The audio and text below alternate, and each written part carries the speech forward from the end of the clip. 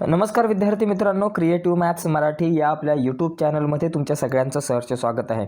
आज आपण पाहणार आहोत इयत्ता 10वी इतिहासाचं पहिलं प्रकरण इतिहास लेखन पाश्चात्य परंपरा या प्रकरणावर आज आपल्याला चर्चा करायची आहे।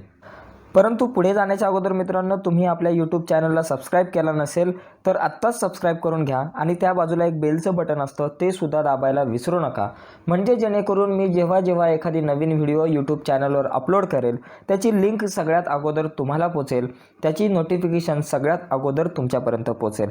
ओके।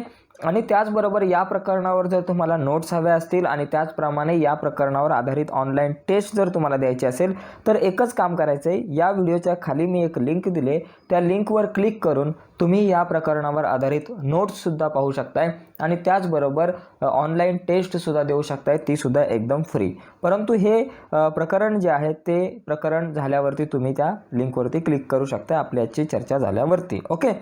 तर आता आपण मुख्य मुद्द्यावर येऊयात की इतिहास लेखन पाश्चात्य परंपरा।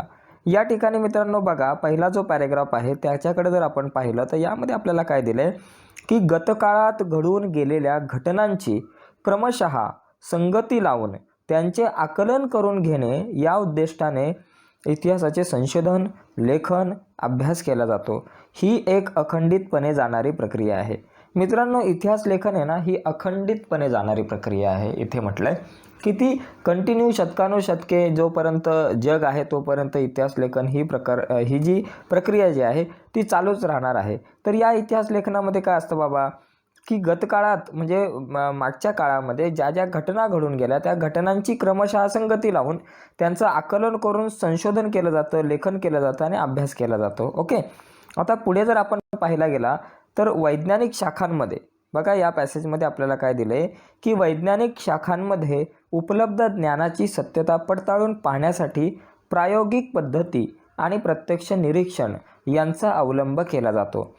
या पद्धतींच्या आधारे विविध घटनांच्या संदर्भात सर्वकालिक आणि सार्वत्रिक नियम मांडणे, ते नियम पुन्हा पुन्हा सिद्ध करणे किंवा सिद्ध करता येणे शक्य असते। बघा, जे वैज्ञानिक संशोधन केलं जातं विज्ञानाच्या बाबतीमध्ये तिथं काय असतं की प्रायोगिक, तुम्ही तिथे प्रयोग करू शकता आणि त्या प्रयोगामधून पडताळणी करू शकताय, निरीक्षण करू शकताय। ओके। या पद्धतींचा अभ्यास इथं केला जातो। ओके। त्याच्यामुळे तुम्हाला काय करता येऊ शकतं, इथे प्रयोग जे आहेत ना ते वारंवार तुम्ही करू शकता। एक प्रयोग जर तुमचा असफल झाला तर दुसरा प्रयोग तुम्ही करू शकताय, वारंवार पुन्हा पुन्हा एखादी गोष्ट तुम्ही सिद्ध करून पाहू शकताय। परंतु इतिहासामध्ये आपल्याला असं करता येत नाही।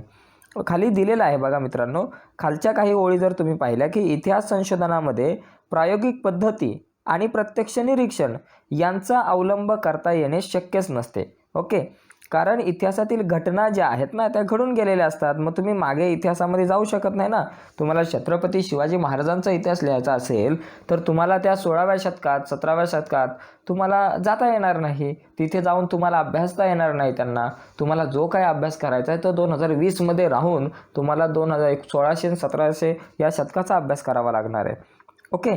तेव्हा त्यासाठी निरीक्षणासाठी आपण तेथे नसतो, त्यामुळे त्या घटनांची पुनरावृत्तीसुद्धा करता येत नाही। तसेच सर्वकालिक आणि सार्वत्रिक नियम मांडणे आणि ते नियम सिद्ध करता येणे शक्य नसते। ओके।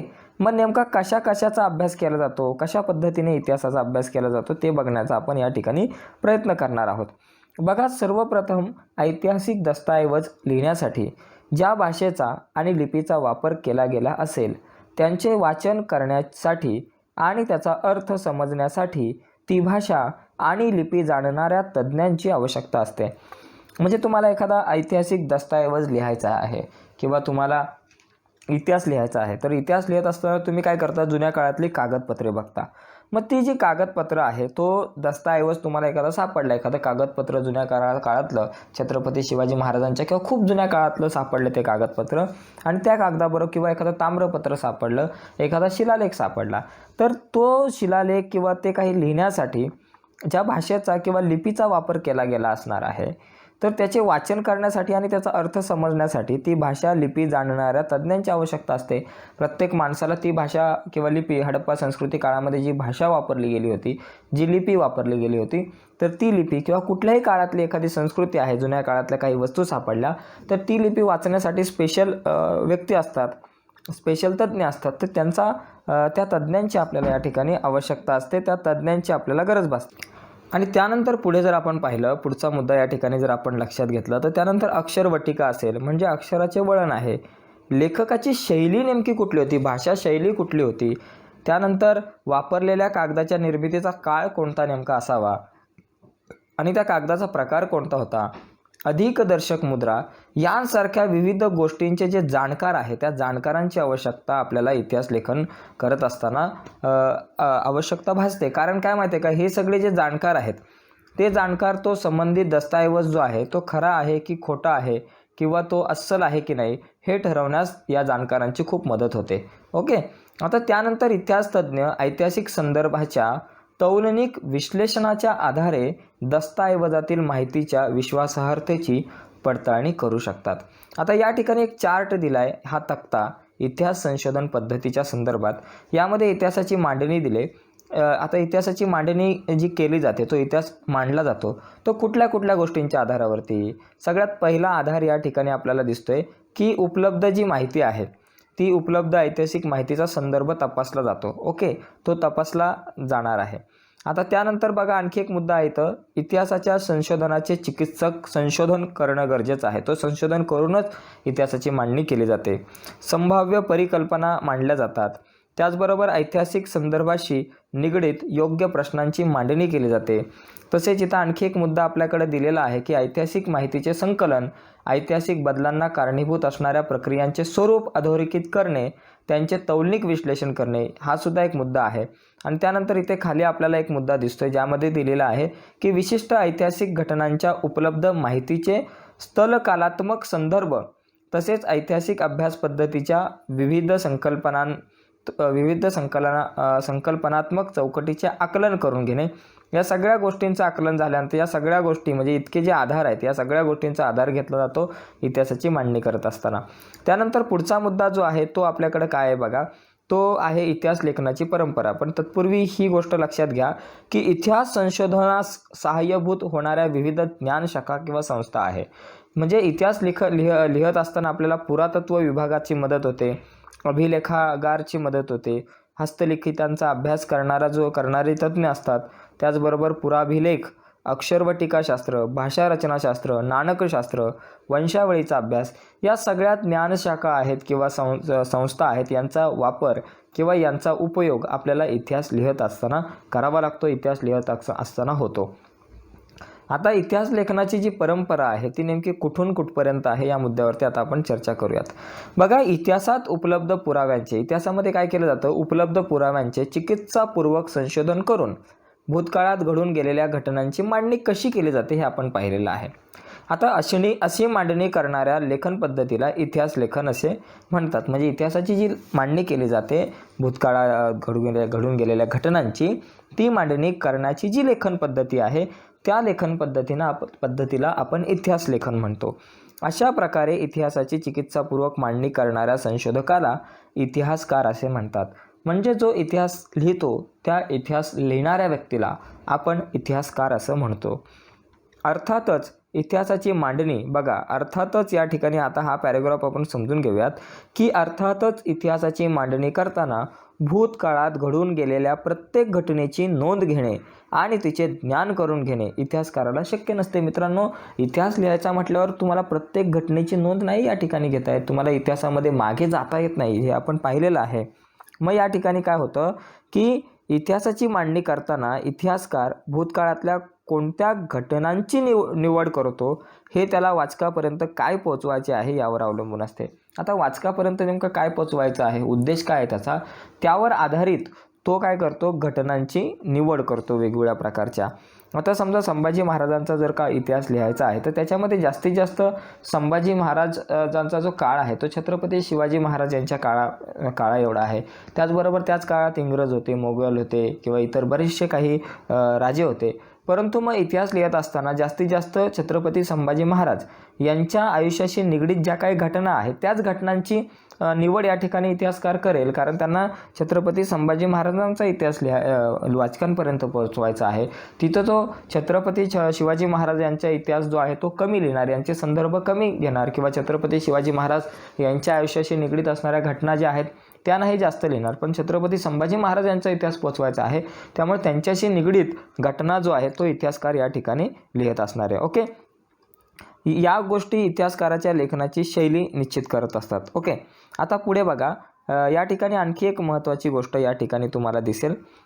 बघा आहे पुढचा मुद्दा, की जगभरातील प्राचीन संस्कृतीमध्ये अशा प्रकारे इतिहास लेखन करण्याची परंपरा नव्हती. म्हणजे जगभरामध्ये ज्या काही प्राचीन संस्कृती होऊन गेल्या त्यामध्ये अशा प्रकारची इतिहास लेखन करण्याची परंपरा पूर्वीच्या काळामध्ये नव्हती. परंतु त्या लोकांना भूतकाळाची जाणीव किंवा जिज्ञासा नव्हती असं म्हणता येणार नाही. वडीलधाऱ्या व्यक्तींकडून ऐकलेल्या पूर्वजांच्या जीवनाच्या पराक्रमाच्या गोष्टी पुढच्या पिढीपर्यंत पोहोचवण्याची आवश्यकता त्या काळात सुद्धा भासत होती, की आपल्या वाडवडिलांनी पूर्वजांनी जे काही पराक्रम गाजवले, जी काही चांगली कामं केली, त्यांच्या गोष्टी एका पिढीकडून दुसऱ्या पिढीकडे मुखावाटे किंवा भाष्यवाचे किंवा गोष्टींच्या स्वरूपामध्ये त्या पोचवल्या जात होत्या, किंवा गुहाचित्रांद्वारे स्मृतींचे जतन केले जात असे. कहाण्यांचे कथन, गीत आहे, पोवाड्यांचे गायन यांसारख्या परंपरा जगभरातील संस्कृतीमध्ये अतिप्राचीन काळापासून अस्तित्वात होत्या. परंतु आधुनिक काळाचा जर आपण विचार केला या ठिकाणी तुम्हाला दिसेल की आधुनिक इतिहास लेखनात त्या परंपरांचा साधनांच्या स्वरूपात उपयोग केला जातो. ओके, इतिहास लिहित असताना एक साधन म्हणून त्यांचा वापर केला जातो. आता इथे बघा ना, फ्रान्स येथील लुव्र, बघा या ठिकाणी फ्रान्स येथील लुव्र हा शिलालेख आहे. ओके, लुव्र या संग्रहालयातील सर्वाधिक प्राचीन शिलालेख, म्हणजे फ्रान्समध्ये एक लुव्र नावाचं संग्रहालय आहे, त्या संग्रहालयामध्ये हा एक प्राचीन शिलालेख आहे. या चित्रामध्ये काय दिसतंय बघा, हातात ढाल आणि भाला घेतलेल्या सैनिकांची शिस्तबद्ध रांग आणि त्यांचे नेतृत्व करणारे सेनानी या ठिकाणी तुम्हाला दिसतात. बघा एक इथं सेनानी, बघा ही जी सेनानी दिसतात हे सगळे, आणि इथं हा जो एक सेनापती दिसतो आहे आपल्याला या ठिकाणी. ओके, म्हणजे आता पुढे आपण जाऊ. आता याच्यामध्ये पुढे काय की बाबा, ऐतिहासिक घटनांच्या लिखित नोंदी करण्याच्या परंपरेची सुरुवात मेसोपोटेमियातील सुमेर संस्कृतीमध्ये झाली. म्हणजे लिखित घटनांची नोंद करण्याची जी परंपरा आहे ती कुठे झाली? सुमेर संस्कृतीमध्ये झाली. मेसोपोटेमियातील सुमेर संस्कृती जी आहे त्या संस्कृतीमध्ये लिखित स्वरूपामध्ये इतिहास लिहिण्याची परंपरा निर्माण झाली असे सद्यस्थितीत म्हणता येईल. सुमेर साम्राज्यात होऊन गेलेले राजे, त्यांच्यामधील संघर्षाच्या कहाण्या यांची वर्णने तत्कालीन शिलालेखांमध्ये जतन केलेली आहेत. त्यातील सर्वाधिक प्राचीन शिलालेख सुमारे 450 वर्षापूर्वी सुमेरमध्ये 2 राज्यांमध्ये झालेल्या युद्धाची नोंद करणारा असून तो सध्या फ्रान्समधील लुव्र या जगप्रसिद्ध संग्रहालयात ठेवण्यात आलेला आहे. तर हा शिलालेख असावा तो. पुढे बघा, आता आधुनिक इतिहास लेखन म्हणजे नेमकं काय आहे त्या संदर्भात आता जाणून घेण्याचा आपण प्रयत्न करूयात. बघा, आता आधुनिक इतिहास लेखनाच्या एक 4 पद्धती आहेत. ज्या काही पद्धती आहेत ना, त्या पद्धतीची 4 महत्त्वाची उद्दिष्टे आहेत. पहिलं उद्दिष्ट या ठिकाणी बघा ना, पहिलं उद्दिष्ट काय की ही जी पद्धत आहे ती शास्त्रशुद्ध पद्धत आहे. इतिहास लिहित असताना ही शास्त्रशुद्ध पद्धती आहे, आधुनिक पद्धती. तिची जी सुरुवात आहे ती योग्य प्रश्नांची मांडणी करण्यापासून होते. काही प्रश्न निर्माण केले जातात इतिहास लिहित असताना आणि त्या योग्य प्रश्नाच्या मांडणीने या पद्धतीची सुरुवात केली जाते. आणि दुसरा मुद्दा या ठिकाणी महत्त्वाचा वाटतो आपल्याला, हा जर तुम्ही पाहिला तर हे जे काही प्रश्न जे आहे या प्रश्नांची जी मांडणी केली जाते हे प्रश्न मानवकेंद्री असतात. म्हणजे मानवाच्या जीवनावर आधारित असतात. मानवाला केंद्रस्थानी ठेवून हे प्रश्न विचारले जातात. म्हणजे ते भूतकाळातील विविध मानवी समाजाच्या सदस्यांनी विशिष्ट कालावधीत केलेल्या कृतीसंबंधी असतात. म्हणजे मानवाचे जे काही सदस्य आहेत, पूर्वज आहेत, त्या पूर्वजांनी किंवा त्या विविध समाजाच्या ज्या काही सदस्यांनी विविध किंवा विशिष्ट कालावधीमध्ये ज्या काही कृती केल्या त्यांच्या संदर्भात असतात. परंतु इतिहासात त्या कृतींचा संबंध दैवी घटना किंवा देवदेवतांच्या कथा कहाण्यांशी अजिबात जोडला जात नाही. कथा कहाण्यांशी जोडण्याचा प्रयत्न अजिबात केला जात नाही.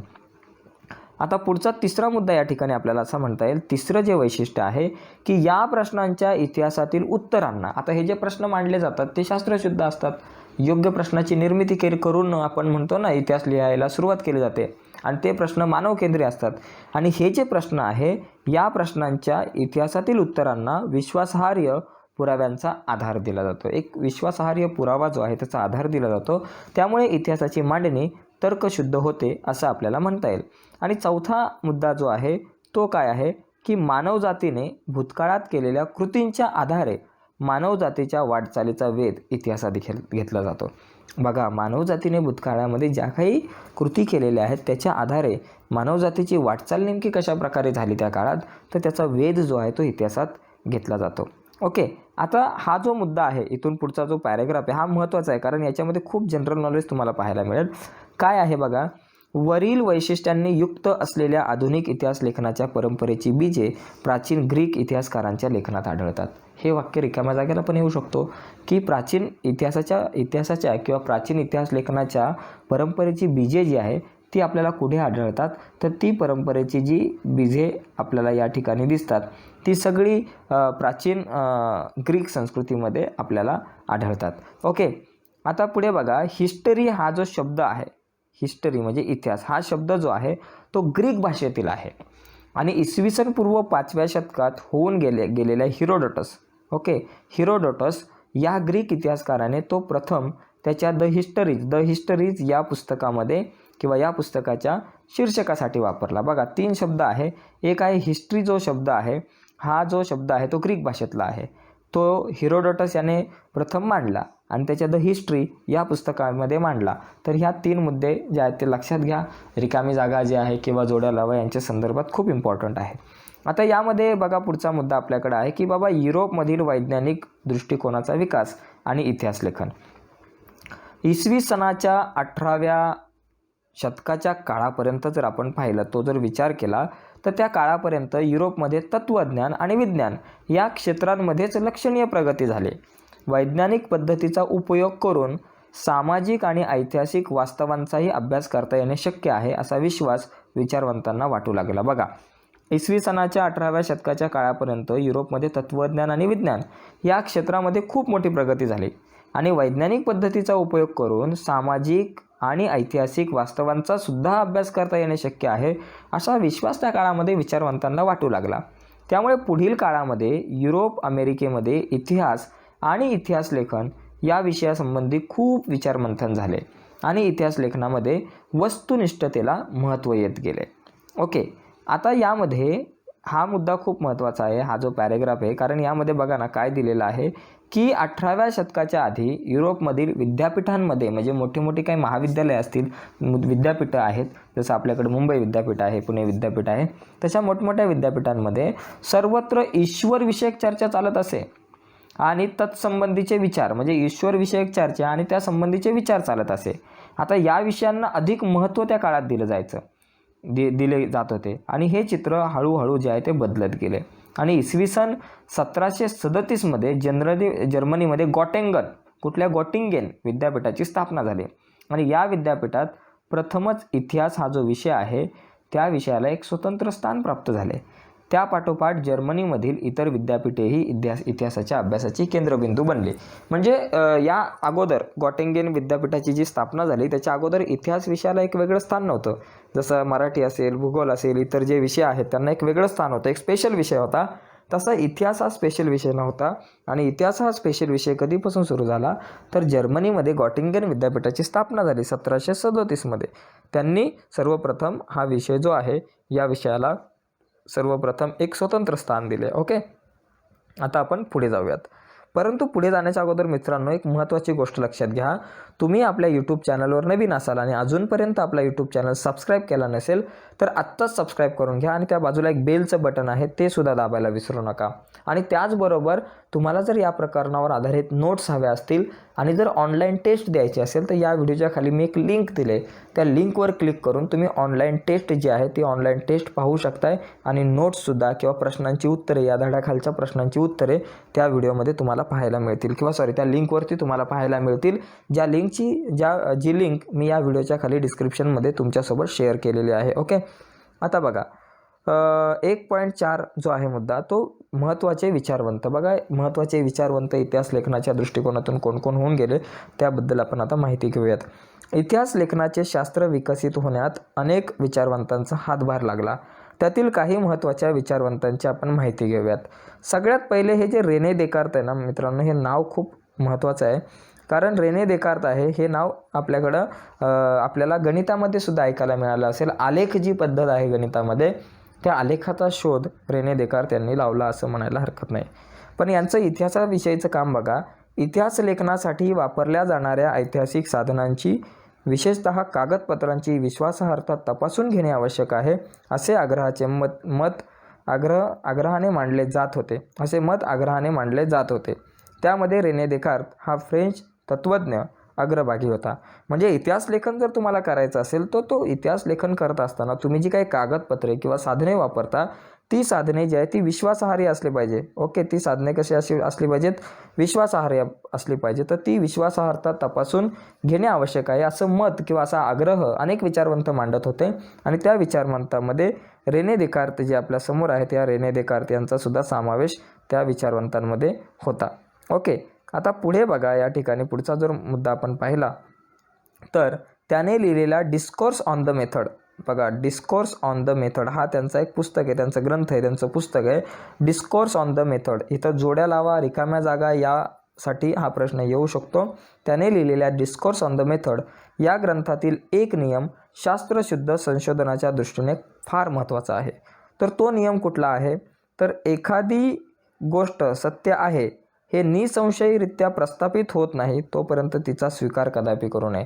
म्हणजे एखादी गोष्ट खरंच बाबा ती गोष्ट सत्य आहे हे जोपर्यंत 100% खात्री त्याची पटत नाही तोपर्यंत त्या गोष्टीचा कधीच तुम्ही स्वीकार करू नका. हा तो नियम आहे. ओके, यानंतर व्हॉल्टेअर यांच्याविषयी आपण आता जाणून घेऊयात. व्हॉल्टेअर जे आहे ते सुद्धा खूप मोठे तत्त्वज्ञ होते, खूप मोठे विचारवंत होते. बघा, व्हॉल्टेअरचे मूळ नाव फ्रान्स्वा मरी अरुये. काय? फ्रान्स्वा मरी अरुये हे व्हॉल्टेअर यांचं पूर्ण नाव आहे. व्हॉल्टेअर या फ्रेंच तत्त्वज्ञाने इतिहास लेखनासाठी केवळ वस्तुनिष्ठ सत्य आणि घटनांचा कालक्रम यावरच लक्ष केंद्रित न करता तत्कालीन समाजाच्या परंपरा, व्यापार, आर्थिक व्यवस्था, शेती इत्यादी गोष्टींचा विचार करणे आवश्यक आहे हा विचार मांडला. म्हणजे याने काय केलं की बाबा तुम्ही इतिहास लिहिताना केवळ वस्तुनिष्ठ सत्य लिहू नका आणि घटनांचा कालक्रम बाबा पहिली ही घटना झाली, नंतर दुसरी झाली, मग तिसरी झाली, एवढंच नका करू. याच्यासोबत तुम्ही हे तर लिहा, पण यासोबत तुम्ही त्या काळातील समाजाच्या परंपरा कशा होत्या, व्यापार कसा होता, त्या काळातली आर्थिक व्यवस्था कशी होती, शेतीच्या संदर्भातले प्रश्न कसे होते, या सगळ्या गोष्टींचा विचारसुद्धा तुम्ही इतिहास लिहित असताना करा.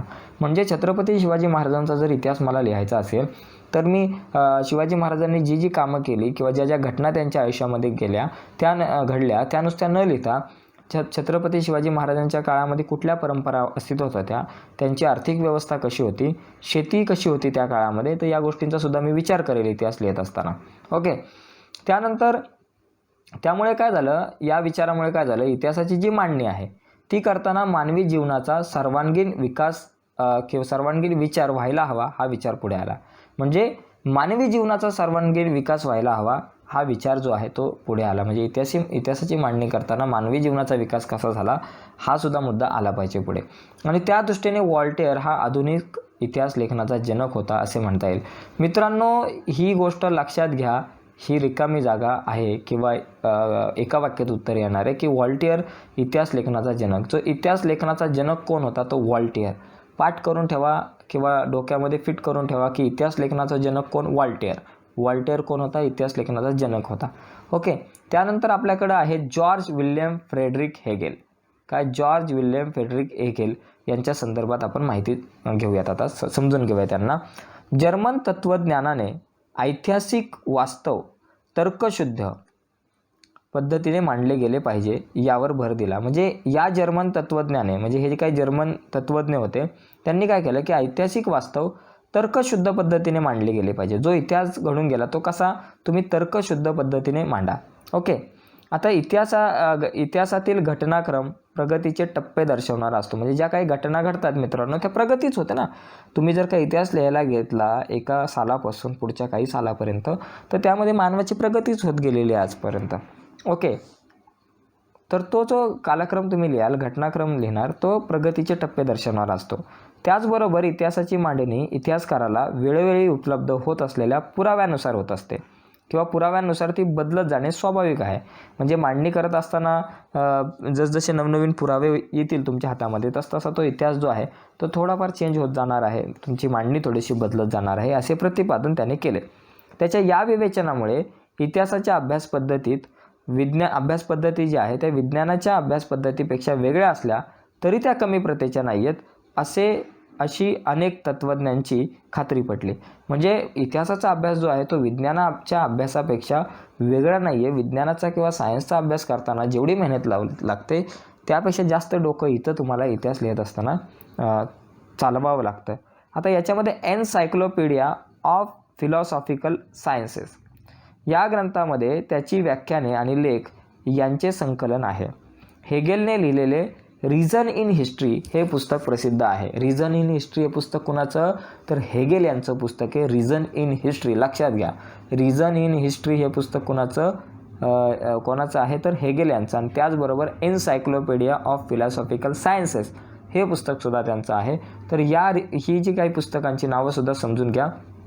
याचा उपयोग आपल्याला नंतर पुढे होऊ शकतो. आता पुढे आपल्याला पाहायचं आहे लिओपॉल्ड वॉन रांके यांच्या संदर्भात जाणून घेऊयात. पण पुढे जाण्याच्या अगोदर पुन्हा एकदा मी आवाहन करतो, नवीन असाल आपल्या यूट्यूब चॅनलवर तर आत्ताच चॅनल सबस्क्राईब करून त्या बाजूला असलेलं बेलचं बटन दाबा.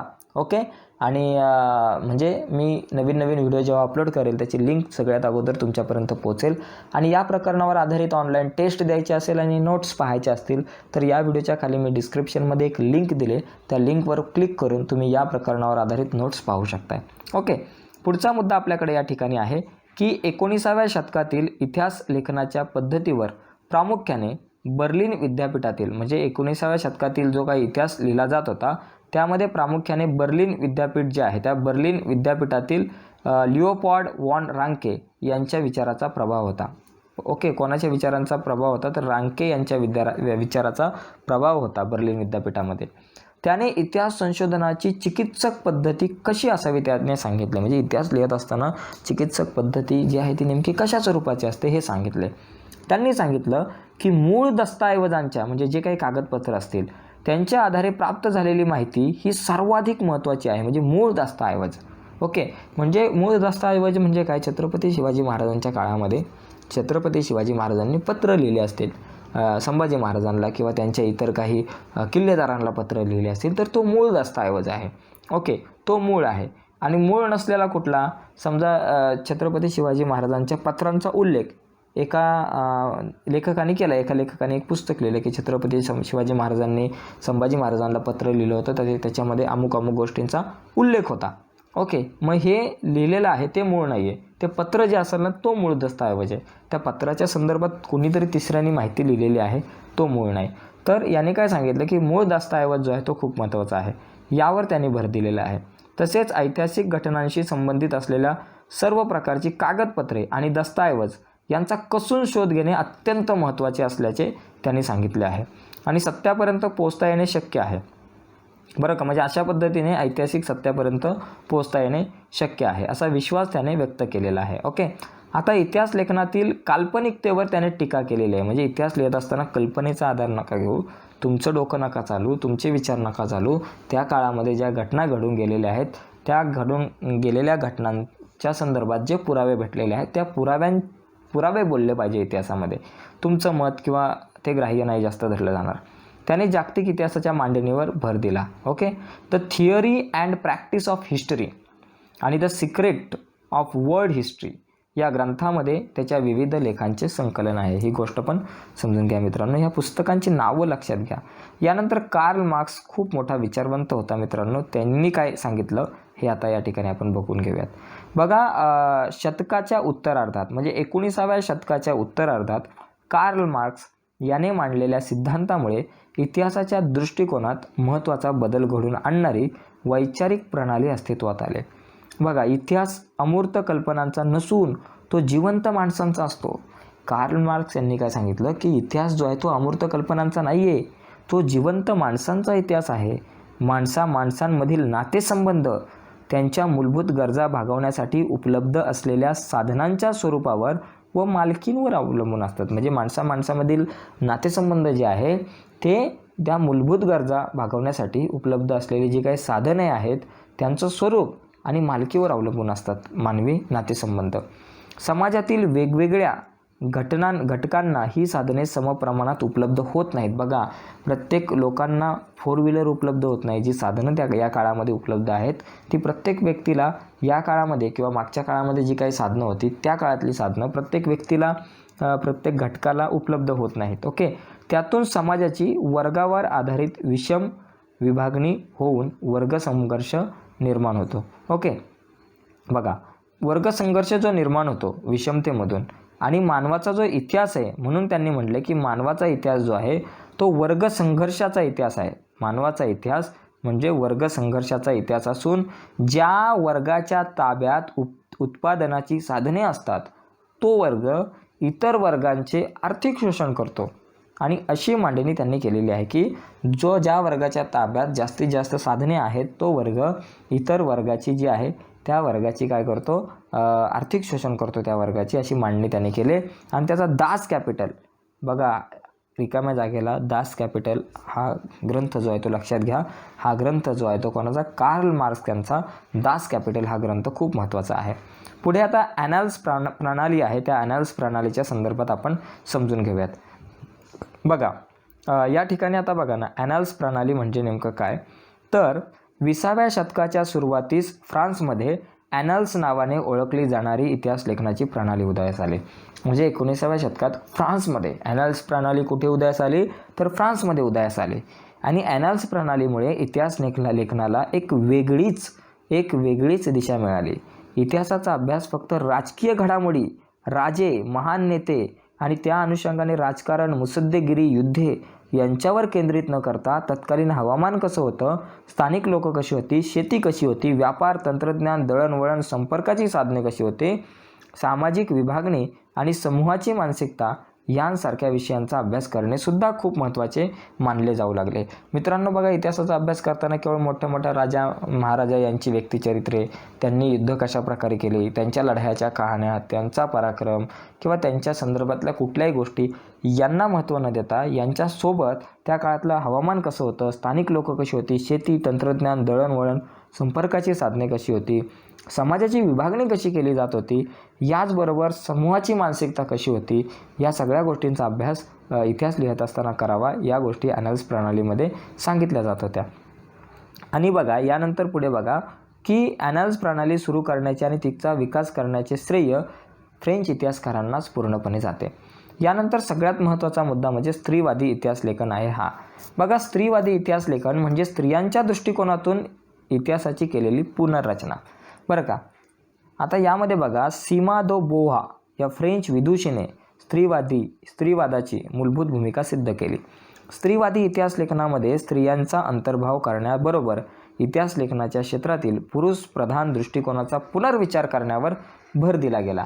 म्हणजे इतिहास लिहित असताना स्त्रियांचा सुद्धा विचार करणं खूप महत्त्वाचं आहे, कारण 50% जी आहे ती लोकसंख्या जी आहे तो भाग जो आहे तो स्त्रियांचा आहे, त्यामुळे त्यांनासुद्धा महत्त्व दिलं पाहिजे इतिहास लेखनाच्या दृष्टिकोनातून. त्यानंतर स्त्रियांच्या आयुष्याशी निगडीत नोकरी, रोजगार, ट्रेड युनियन, त्यांच्यासाठी काम करणाऱ्या वेगवेगळ्या प्रकारच्या संस्था, स्त्रियांचे कौटुंबिक आयुष्य यांसारख्या विविध पैलूंचा सविस्तर विचार करणारे संशोधन सुरू झाले. आणि 1990 नंतरचा जर आपण विचार केला तर 1990 नंतर स्त्री हा एक स्वतंत्र सामाजिक वर्ग मानून इतिहास लिहिण्यावर भर दिला गेलेला असतो. कारण स्त्रीवादी इतिहास म्हणजे काय, या इतिहासामधून स्त्रियांचे जे प्रश्न आहे, या इतिहास लेखनातून स्त्रियांचे प्रश्न किंवा स्त्रियांच्या समस्या ज्या आहेत त्या समाजापर्यंत आल्या पाहिजेत. ओके, आता यानंतर पुढचा जो आहे मायकल फुको यांच्या संदर्भात आपण जाणून घेऊयात. बघा, 20व्या शतकातील फ्रेंच इतिहासकार मायकल फुको यांच्या लिखाणामधून जर आपण पाहिलं तर यांच्या लिखाणामधून इतिहास लेखनाची एक नवीन संकल्पना पुढे आली. त्यांच्या ऑर्किओलॉजी ऑफ नॉलेज हा ग्रंथ कोणाचा, तर मायकल फुको यांचा. ही गोष्ट लक्षात घ्या. या ग्रंथामध्ये त्याने इतिहासाची कालानुक्रम अखंड मांडणी करण्याची पद्धत चुकीची आहे. कालानुक्रम मांडणी नका करू म्हणतो तो काय म्हणतो की पुरातत्वामध्ये अंतिम सत्यापर्यंत पोचणे हे उद्दिष्ट नसून भूतकाळातील स्थित्यांतरांचे स्पष्टीकरण देण्याचा प्रयत्न असतो, याकडे त्याने लक्ष वेधले. म्हणजे इतिहास घडला, बरं का. आता इतिहास घडला, एक घटना घडली, दुसरी घडली, तिसरी घडली, पण का घडल्या या घटना, त्याचं तुम्ही सविस्तर स्पष्टीकरण देणं खूप गरजेचं आहे, असं मायकल फुको यांचं मत आहे. फुको याने इतिहासातील स्थित्यांतराचे स्पष्टीकरण देण्यावर भर दिला. म्हणजे इतिहासात ज्या काही घडामोडी घडल्या, जी स्थित्यांतरे घडली, त्याचं तुम्ही स्पष्टीकरण द्या. नुसत्या त्या घटना लिहू नका, तर त्या घटना का घडल्या, त्याच्या मागं जो आधार आहे, त्या सगळ्या गोष्टी ज्या आहेत त्या तुम्ही सांगितल्या पाहिजे. ओके, 1857चा उठाव झाला बाबा, झाला का झाला? कारण असंतोष निर्माण झाला होता भारतीय जनतेमध्ये वगैरे, बऱ्याचशा गोष्टी तुम्ही सांगू शकता, त्याचं स्पष्टीकरण देऊ शकता. म्हणून त्याने या पद्धतीला ज्ञानाचे पुरातत्व असं म्हटलं गेलेलं आहे. ओके, आता बघा, इतिहासकारांनी पूर्वी विचारात न घेतलेल्या मनोविकृती, वैद्यकशास्त्र, तुरुंग व्यवस्था यांसारख्या विषयांचा त्याने इतिहासाच्या दृष्टिकोनातून विचार केलेला आहे. ओके, आता सगळ्यात शेवटीची आपण असं सांगू शकतो की आधुनिक इतिहास लेखनाची व्याप्ती अशा रीतीने विस्तारत गेलेली आहे. साहित्य, स्थापत्य, शिल्पकला, चित्रकला, संगीतकला, नृत्यकला, नाट्यकला, चित्रपट निर्मिती, दूरदर्शन यांसारख्या विविध विषयांचे स्वतंत्र इतिहास लिहिले जाऊ शकते. ओके, तर मित्रांनो, अशा प्रकारे आज आपण पाहिलेलं आहे की इतिहास लेखन पाश्चात्य परंपरा या प्रकरणावर आपण चर्चा केलेली आहे. आता आपण स्वाध्यायातील काही प्रश्नसुद्धा बघूयात, परंतु तत्पूर्वी पुढे जाण्याच्या अगोदर तुम्ही जर आपल्या यूट्यूब चॅनलवर नवीन असाल तर मित्रांनो, आत्ताच आपला चॅनल सबस्क्राईब करून त्या बाजूला असलेलं बेलचं बटन दाबा, म्हणजे जेणेकरून मी जेव्हा नवीन व्हिडिओ अपलोड करेल त्याची नोटिफिकेशन सगळ्यात अगोदर तुमच्यापर्यंत पोहोचेल. आणखी एक महत्त्वाचा मुद्दा, या सगळ्या प्रश्नांची जर तुम्हाला उत्तरं पाहिजे असतील ना, तर या सगळ्यांची प्रश्नांची उत्तरं आणि या प्रकरणावर आधारित ऑनलाईन टेस्ट द्यायची असेल तर या व्हिडिओच्या खाली मी एक लिंक दिले, त्या लिंकवर क्लिक करून या प्रकरणावर आधारित तुम्ही सगळ्या ज्या काही नोट्स आहेत त्या पाहू शकता आणि ऑनलाईन टेस्टसुद्धा देऊ शकताय. तर त्यासाठी या व्हिडिओ खाली दिलेल्या लिंकवर क्लिक करून तुम्ही जाऊ शकताय. ओके, परंतु त्यापूर्वी आपण बघूयात काही प्रश्नांची उत्तरे. बघा, आधुनिक इतिहास लेखनाचा जनक कोण आहे? तर आपण मगाशी पाहिलं की वॉल्टेअर जे आहे ते आधुनिक इतिहास लेखनाचा जनक आहेत. ओके, आर्किओलॉजी ऑफ नॉलेज हा ग्रंथ कोणी लिहिला? तर मायकल फुके यांनी हा ग्रंथ लिहिलेला आहे. इथेच आपण बघितलं बघा, आर्किओलॉजी ऑफ नॉलेज हा ग्रंथ जो आहे तो मायकल फुके यांचा आहे. या ठिकाणी तुमच्या लक्षात येईल आर्किओलॉजी ऑफ नॉलेज. ओके, त्यानंतर पुढे काही प्रश्न आहेत बघा. चुकीची जोडी कुठली या ठिकाणी आपल्याला ओळखायची आहे. जॉर्ज हेगेल यांचा काही रिझन इन हिस्ट्री दिला आहे. लिओपोल्ड रांके यांचा the theory and practice of history आणि हिरोडोटस यांचा द हिस्टरीज आणि कार्ल मार्क्स यांचा काय दिला आहे? The discourse on the method. तर कार्ल मार्क्स यांचा दास कॅपिटल आहे मित्रांनो. आपण पाहिलं कार्ल मार्क्स यांचा ग्रंथ दास कॅपिटल आहे. तर चौथी जोडी चुकीची आहे, तर तिथं कार्ल मार्क्सच्या ऐवजी तुम्ही दास कॅपिटल लिहू शकता. ओके, त्यानंतर ॲनल्स प्रणाली आपण बघितली, द्वंद्ववाद बघितलेला आहे. तर या प्रश्नांची उत्तरं या व्हिडिओच्या खाली दिलेल्या लिंकवर तुम्ही पाहू शकता. ओके, तर आजच्यासाठी एवढंच. लवकरात लवकर भेटूयात पुढच्या प्रकरणावर आधारित व्हिडिओच्या माध्यमातून. ओके, चला, बाय सगळ्यांना.